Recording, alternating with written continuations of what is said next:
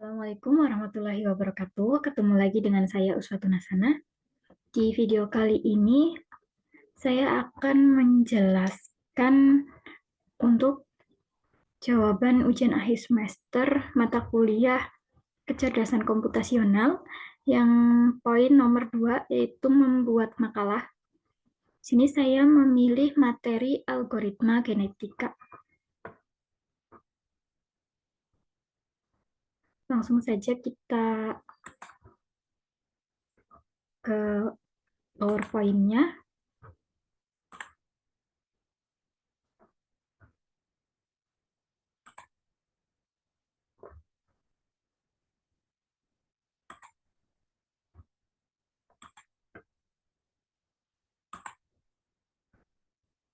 Oke, di sini saya mengambil tema tentang algoritma genetika dengan judul Pemanfaatan Algoritma Genetika dalam Pengembangan Pendidikan.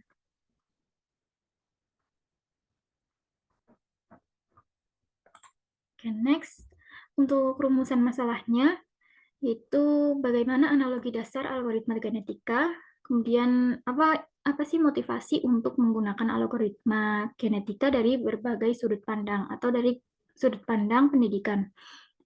Kemudian yang ketiga, bagaimana implementasi algoritma genetika dalam bidang pendidikan.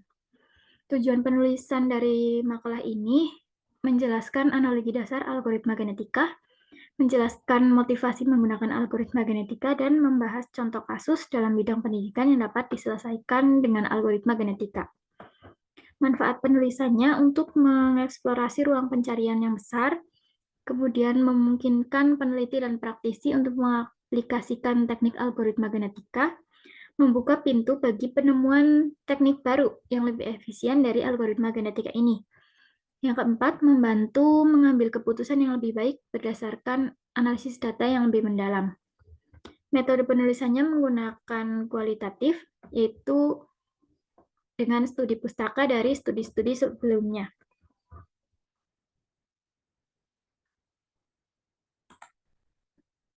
Masuk ke bab 2, landasan teori. Yang pertama ada evolutionary computing. Jadi algoritma genetika ini termasuk ke dalam evolutionary computing. Evolutionary computing sendiri adalah bagian dari kecerdasan buatan, yaitu subbidang dari ilmu komputer yang menerapkan prinsip-prinsip ilmu biologi, namun tidak termasuk ke dalam ilmu biologi. Definisi dari evolutionary computing sendiri yaitu abstraksi yang mengadopsi teori evolusi Darwin dan pendekatan genetika biologi dengan prinsip yang dikenal survival of fittest atau yang lebih bugar atau yang memiliki kebugaran lebih tinggi adalah yang bertahan.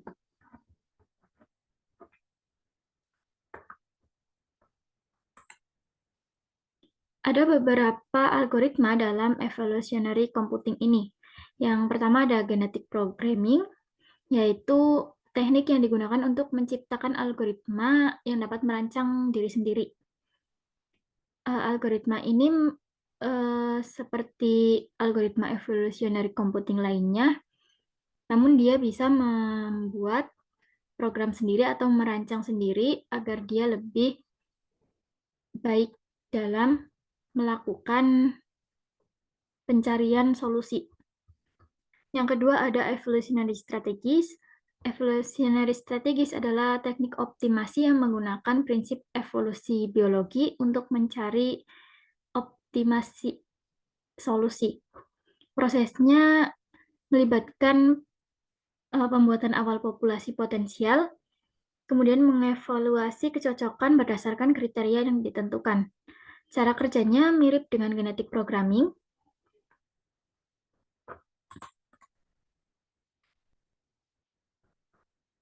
yaitu mencari populasi awal secara acak, kemudian mengevaluasi berdasarkan kecocokannya.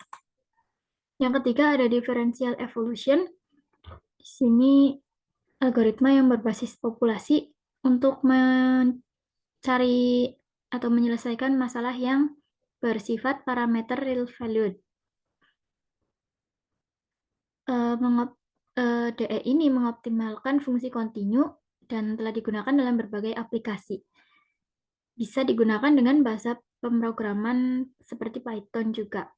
Yang keempat adalah evolutionary programming, yaitu paradigma utama dalam evolutionary computing ini. Jadi algoritma evolutionary programming ini sama seperti algoritma genetic programming yang digunakan untuk mengoptimalkan prediktor berbasis mesin keadaan terbatas. Tapi seiring berjalannya waktu, algoritma ini bisa diimplementasikan dalam optimasi fungsi kontinu, pemodelan, kontrol adaptif, dan dapat mencari solusi global dengan baik. Yang kelima ada grammatical evolution. Grammatical evolution ini teknik evolusi yang menggunakan aturan bahasa atau grammar. Cara kerjanya, populasi awal program di mana solusi dipresentasikan sebagai genotip atau string, kemudian dikodekan menjadi penotip menggunakan aturan bahasa atau grammar. Yang keenam ada genetik algoritma. Algoritma genetik ini didefinisikan sebagai teknik optimasi berbasis populasi yang meniru proses seleksi alam dan genetika untuk menemukan solusi optimal. Cara kerjanya sama seperti evolutionary computing tadi, dimulai dengan populasi awal solusi yang acak, kemudian dievaluasi berdasarkan kecocokan, dan solusi baru itu melahirkan generasi baru, kemudian diacak kembali hingga menemukan solusi yang paling tepat. Penggunaan genetik algoritma ini lebih populer dibanding algoritma yang lainnya, sehingga banyak pembahasan tentang genetik algoritma ini. Untuk menjawab rumusan masalah, yang pertama yaitu analogi algoritma genetika. Algoritma genetika ini terinspirasi dari evolusi biologi, terutama mekanisme seleksi alam, perkawinan, dan mutasi genetik. Seperti dilihat pada gambar 3.1 tersebut, misal kita ingin memiliki tanaman jeruk dengan buah yang besar dan manis. Maka ada beberapa langkah. Ini yang pertama, parental generation atau memilih sebuah induk yang bisa dicari dari sekelompok tanaman jeruk yang beragam. Ada jeruk yang besar, kecil, manis, atau tidak manis, atau asam. Di sini dalam algoritma genetika ini, proses ini diibaratkan populasi awal di mana algoritma genetika itu membuat kumpulan solusi awal secara acak. Kemudian dalam proses mencari atau membuat tanaman jeruk yang besar dan manis pasti ada pemilihan bibit. Pemilihan bibit atau di sini bisa dalam algoritma genetika dikatakan evaluasi fitness, yaitu dipilih antara yang besar dan juga yang manis. Yang selain itu tidak dipilih. Setelah melakukan pengukuran dan pemilihan, kemudian terjadilah proses crossover atau persilangan. Di sini di atas bisa dilihat parental generation, ini kromosomnya diambil sehingga mendapatkan F1 generation. Jadi pada proses crossover ini dalam algoritma genetika, bagian-bagian dari kromosom induk atau dari solusi yang ada itu digabungkan dan menemukan solusi yang baru. Nah,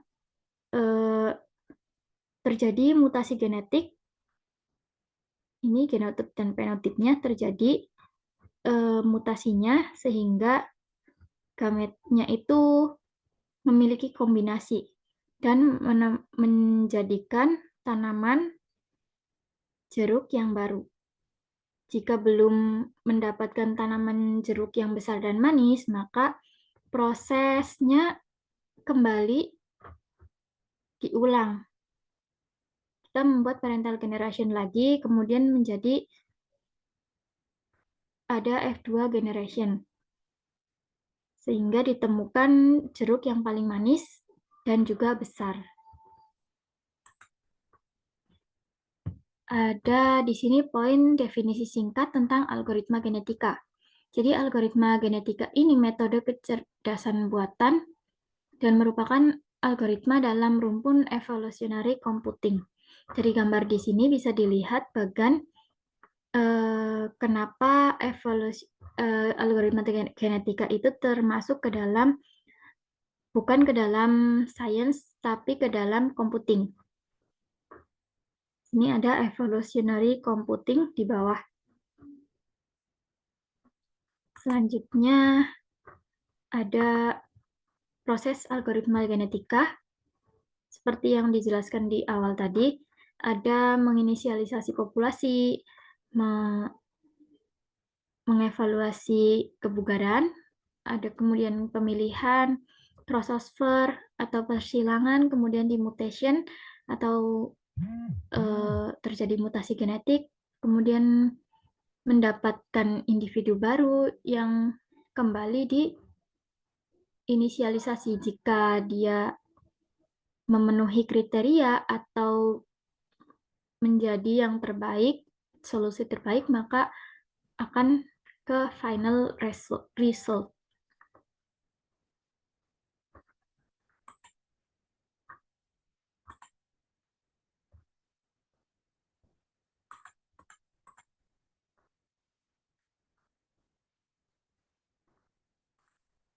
Selanjutnya, ada langkah-langkah genetik algoritma. Di sini bisa dilihat gambar dari prosesnya. Yang pertama, menuliskan inisialisasi, kemudian di sini ada evaluation fetus, kemudian menjadikan individu baru. Di sini prosesnya ada beberapa looping atau pengulangan.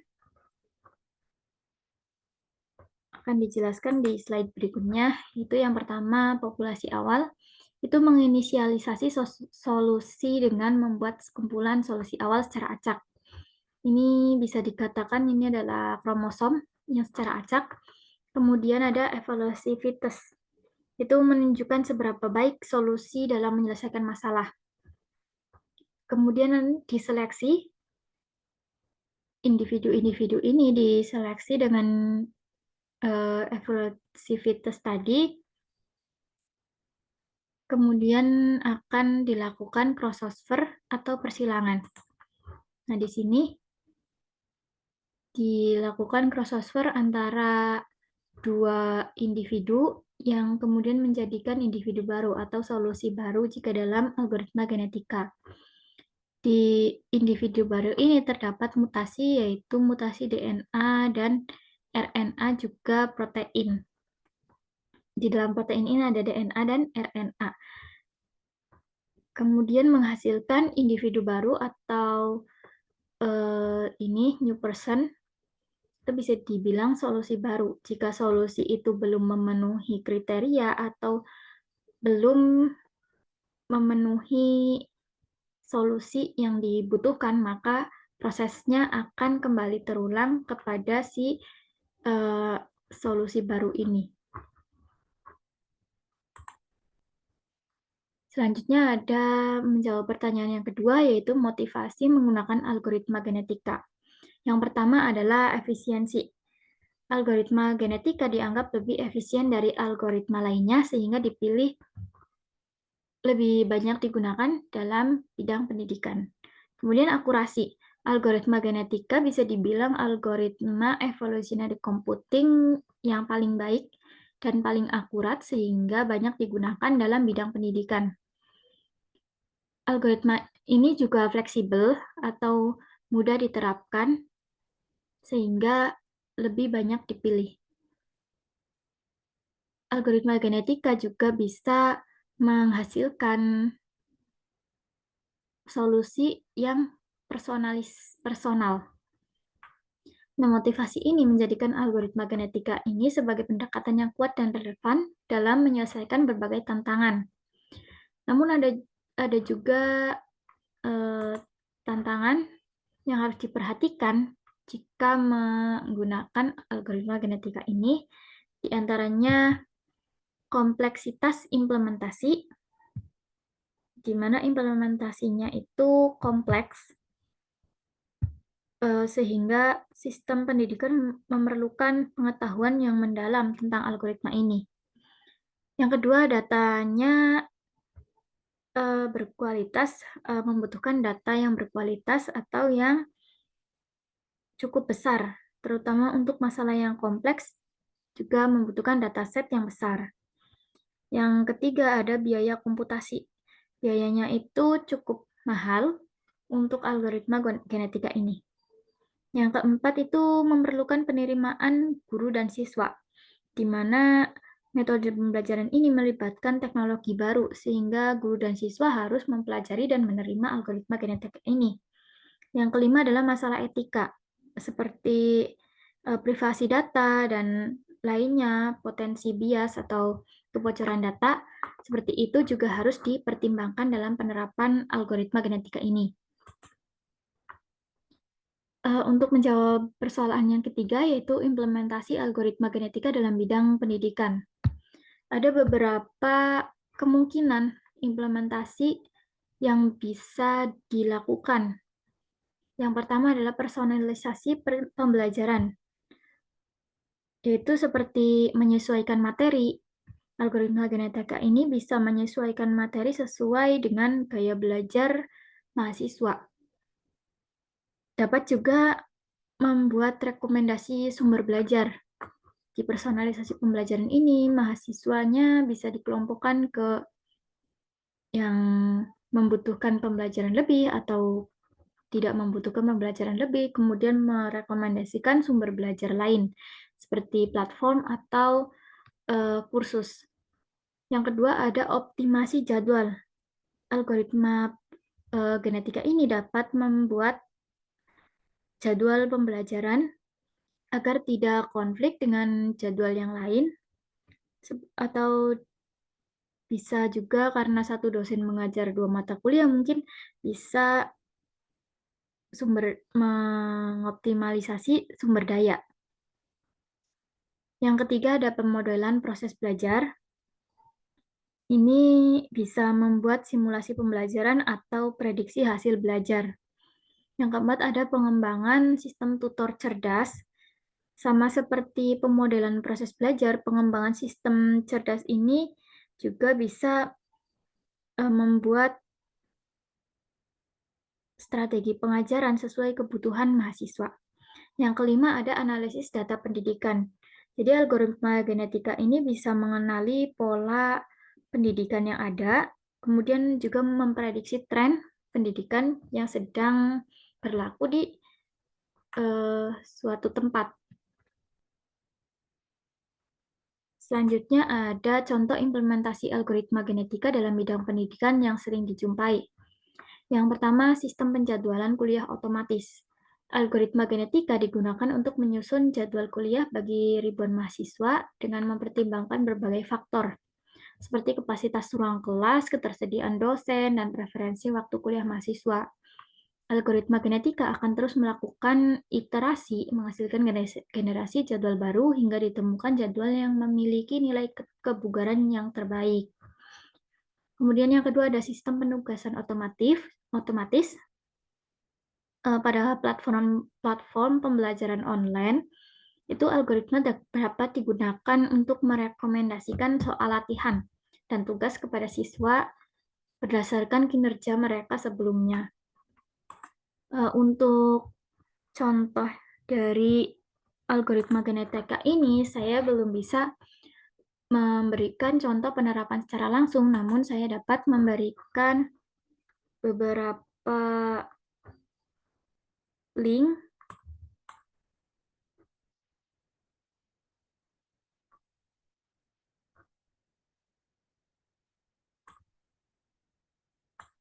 beberapa link di YouTube ya. Saya share screen sini.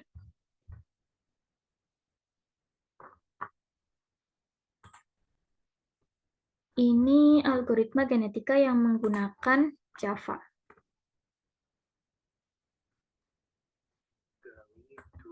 Silakan.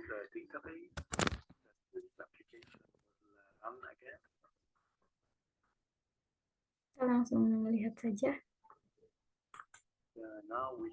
Sini pembuat video ini membuat database terlebih dahulu.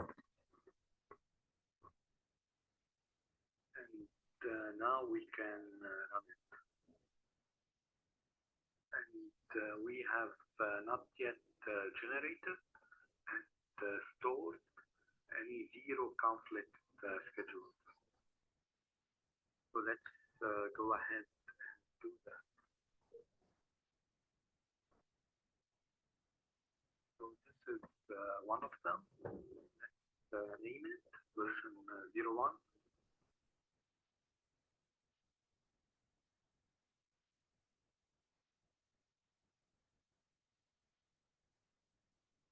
Nah, di sini dapat dibaca ada find fetus schedule, kemudian inisialisasi data, kemudian ini program yang pembuat video ini lakukan itu menginisialisasi mata kuliah atau mata pelajaran yang kemudian dicari solusi untuk pembelajaran yang akan dibuatkan jadwal. Nah, di sini bisa dilihat jadwalnya langsung tersusun dengan rapi.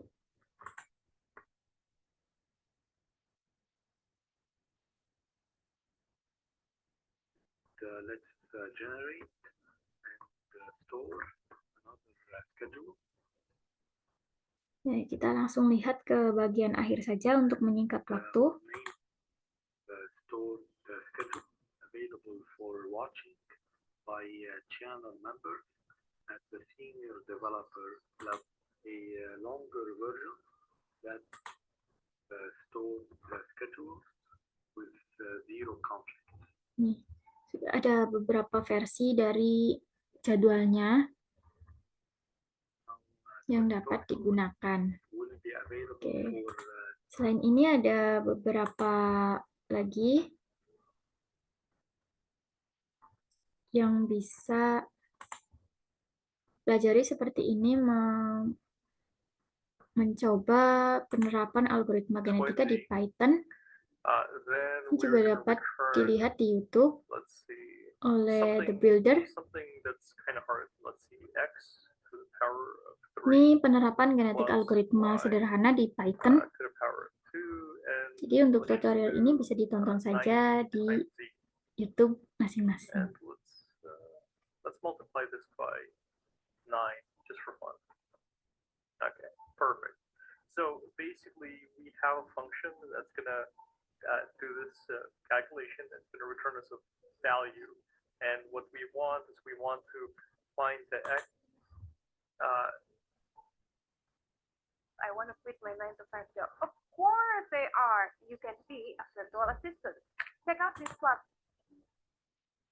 Basically, take a random element. So let's say. Di sini tidak membahas contoh kasus khusus ya. Ini hanya untuk memperlihatkan algoritma genetika ini dapat digunakan di Python dan juga bahasa pemrograman lainnya. Oke. Kita kembali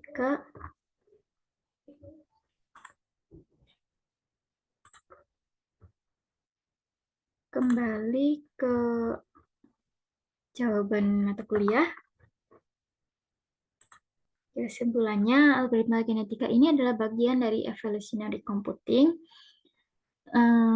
Algoritma genetika juga merupakan teknik pencarian yang heuristik yang didasarkan pada mekanisme seleksi alam.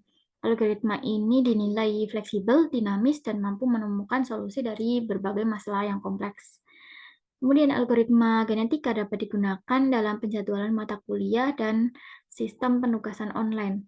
Dalam penjadwalan itu, algoritma ini membantu meminimalkan konflik jadwal dan memaksimalkan penggunaan ruang kelas ataupun mengatur jadwal dosen. Dan yang sistem penugasan otomatis ini, algoritma genetika menyesuaikan tingkat kesulitan soal latihan dan tugas berdasarkan kinerja siswa sebelumnya di platform pembelajaran online. Untuk penelitian selanjutnya terdapat beberapa saran yang perlu diperhatikan, yaitu mengembangkan algoritma genetika yang lebih efisien dan efektif. Selain jadwal kuliah dan juga optimasi tugas, itu mungkin bisa membuat rekomendasi perpustakaan atau mungkin rekomendasi buku, rekomendasi website, atau yang lainnya. Kemudian selain bidang pendidikan ini, ada juga algoritma genetika itu berpotensi di bidang industri kesehatan dan lainnya. Yang ketiga, pemanfaatan teknologi komputasi modern seperti cloud computing dan machine learning dapat lebih mengoptimalkan kinerja algoritma genetika. Jadi jika dikolaborasikan akan membuat hasil yang lebih baik. Yang keempat, pelatihan mengenai algoritma genetika dan evolutionary computing harus lebih diperbanyak sehingga terdapat banyak akademis maupun profesional yang dapat memahami dan mampu mengaplikasikan teknik algoritma genetika dalam menyelesaikan masalah nyata. Untuk link video yang tadi saya perlihatkan, nanti saya lampirkan pada lembar jawab. Oke, terima kasih. Sekian dari saya. Wassalamualaikum warahmatullahi wabarakatuh.